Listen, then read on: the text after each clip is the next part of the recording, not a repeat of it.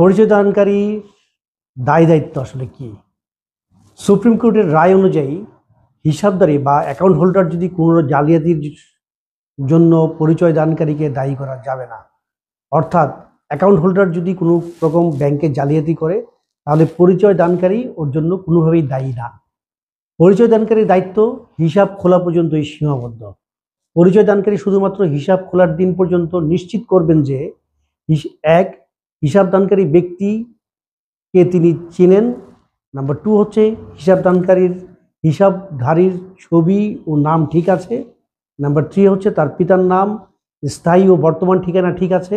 এবং নাম্বার 4 তার পেশা ঠিক আছে। সাধারণত হিসাব খোলার ফর্মে পরিচয় দানকারী তথ্য অনুচ্ছেদে পরিচয় দানকারী স্বাক্ষর থাকে, তবে কোনো ঘোষণা থাকে না।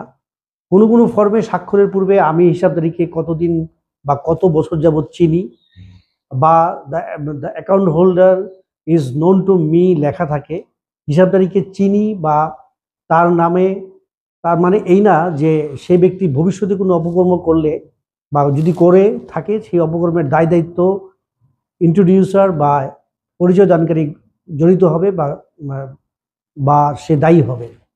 একজন মানুষের চরিত্র তার অতীত থেকে অনুমান করা যায় না, তবে ভবিষ্যতে সে আসলে ঠিক কী কাজ করবে আসলে এটা কেউ বলতে পারে না।